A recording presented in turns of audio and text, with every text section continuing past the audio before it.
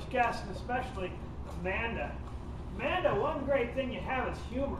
You're saying before you were nervous about being in front of the audience. And the great thing about humor is it connects everyone in the audience. At least everybody's laughing.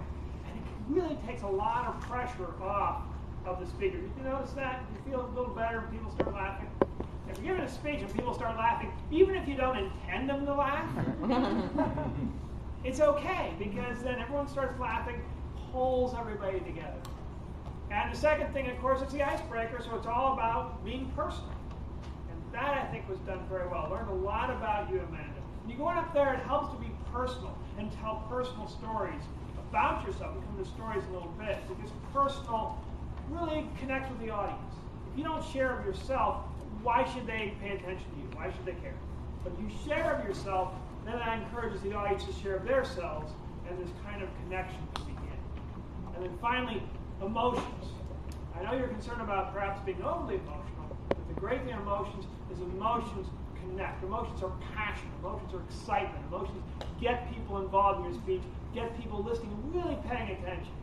I think you may have noticed that Greg is a very passionate, emotional man, and that really comes across in the speaking. It's really used very effectively. Something you can do too. Now, thoughts for development. Now, don't worry, I won't bite your head off, I think was the word you used. Nothing like that. But just thoughts for development, thoughts for improvement, continue to go on. The temptation in Toastmasters is to kind of narrate. So I'm going to do this, I'm going to set it up like this. Just cut all that stuff off. In closing, go right to it. Boom. There you are, right at the beginning. So put us right into the story. Put us right in the story from the very beginning. Since I was thinking about doing this or thinking about doing that, right in the story, which brings you to the story.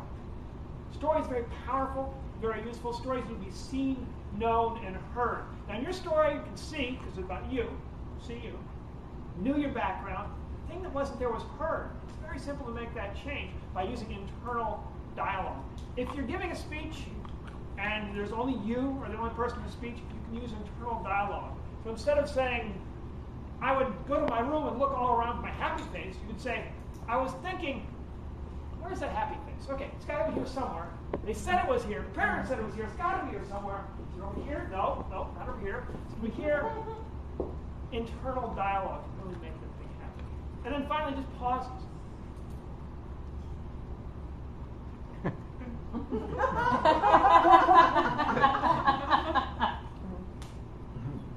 Pauses after laughter helps a lot. Gives the audience a chance to laugh. It may make the laughs even go long. I'll tell you one thing about Amanda. Your speech made me